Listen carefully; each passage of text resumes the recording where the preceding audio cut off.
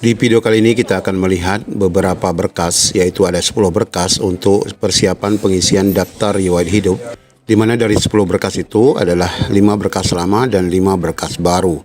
Kita akan lihat berapa biaya yang diperlukan untuk pembuatan berkas-berkas baru. Bagaimana info lengkapnya, ikuti video ini sampai selesai.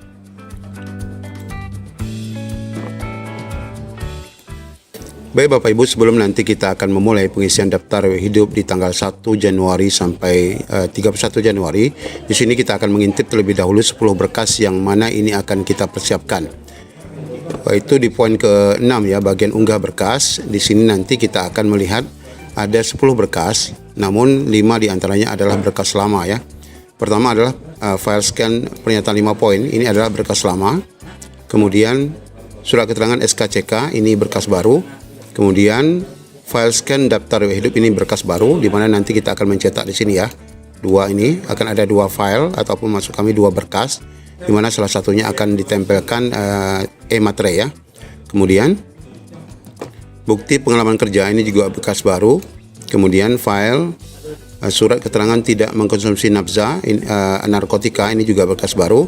Kemudian selanjutnya file surat keterangan sehat jasmani, ini berkas baru. Kemudian ini adalah ijazah berkas lama, transkrip nilai berkas lama, kemudian surat lamaran berkas lama, kemudian pas foto berkas lama.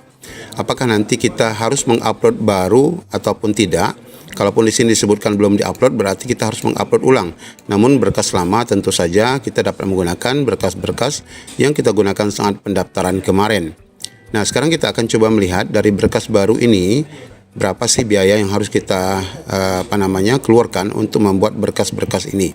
Di antaranya adalah yang pertama, kita lihat untuk pembuatan surat sehat ya, jasmani rohani. Meskipun ini adalah gambarannya di beberapa rumah sakit, namun secara umum ini akan sama. Dimana kita lihat di sini ya, pembuatan untuk sehat ini bisa dipatok dengan biaya sebesar 450.000. Ini di salah satu rumah sakit di daerah Penyambungan ya. Kemudian di Tapanuli Selatan ini 650, di Sidimpuan adalah 620. Nah, ini gambaran untuk pembuatan SKCK. Ini juga di Pasaman itu 690.000 ya. Kemudian untuk nafzanya sendiri nanti kita lihat ada juga.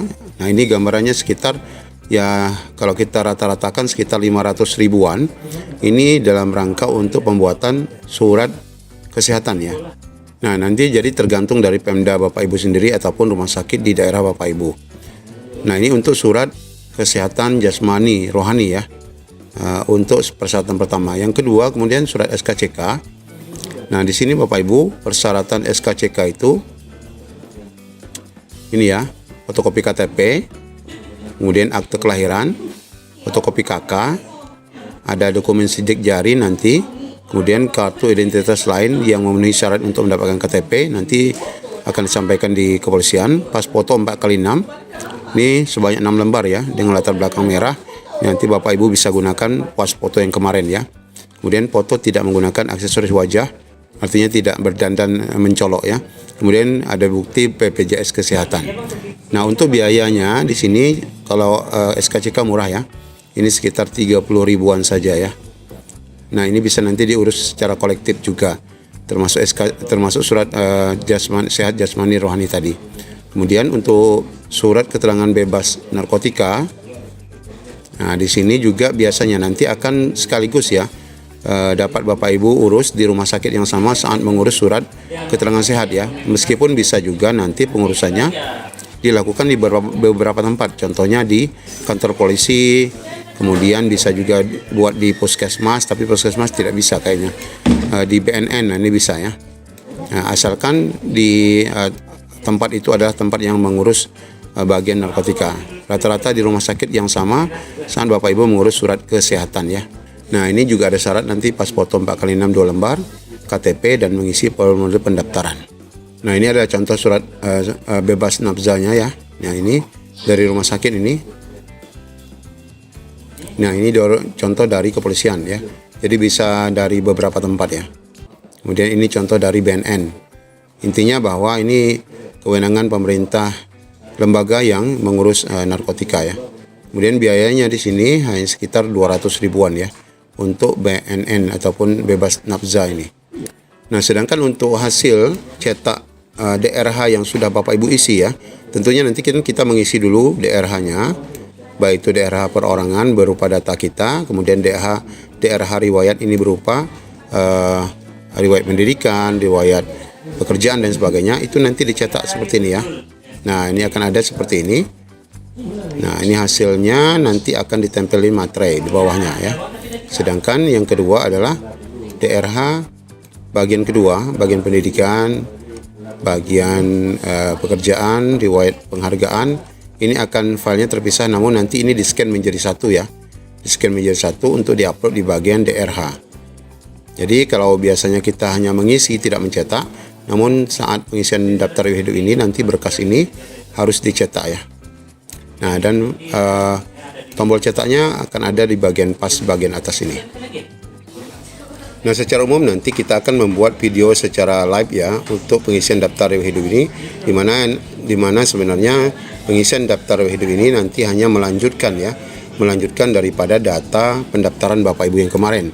Nah, nanti setelah pesan ini muncul saat pengumuman, pilihannya sini dua ya, ada iya dan tidak. Kalau tidak berarti Bapak Ibu dianggap mengundurkan diri ya. Dan nanti harus ya ini mengundurkan diri ya. Dan ini harus mengisi form pengunduran diri. Nah, ini ada filenya yang harus diupload. Contoh filenya juga ada disiapkan ya. Nah, kemudian jika kita memang mau mengisi, nanti kita hanya akan mengisi bagian-bagian yang kosong ya dari data kita yang lama. Karena tentu NIK sudah ada, KTP sudah ada, nama sudah ada. Jadi kita hanya mengisi bagian-bagian yang kosong. Seperti hobi, itu masih kosong ya. Nah, kemudian selanjutnya bagian yang, nah ini untuk hobi ya. Selanjutnya bagian yang juga masih kosong di riwayat pendidikan. Kalau guru kemarin sudah mengisi ya. Kalau di teknis belum ya, nakes juga belum. Nah, nanti ini kita akan menambah mengisi riwayat pendidikan. Sedangkan riwayat lain yang memang tidak ada, berarti kita tidak perlu isi ya. Nah, cara pengisiannya nanti kita akan lakukan secara live supaya Bapak Ibu bisa memahami lebih detail atau nanti dapat dibaca dulu buku petunjuk ini secara mandiri. Ya, demikian sementara informasi awal berkaitan dengan pengisian daftar hidup berupa 10 dokumen yang dapat dari awal kita siapkan. Namun untuk pengurusan yang baru SKCK, kemudian nafza dan itu kita tunggu pengumuman resmi ya dari BKD masing-masing. Sedangkan 5 berkas lain ini pastikan file-file lama tetap ada dalam data Bapak Ibu untuk kita upload kembali jika memang di sini nanti tertulis sebelum diunggah. Tapi semoga saja yang sudah kita unggah saat pendaftaran di sini nanti sudah ada ya berkasnya, sehingga tidak perlu lagi kita mengupload ulang. Demikian informasi sementara dari kami. Assalamualaikum warahmatullahi wabarakatuh.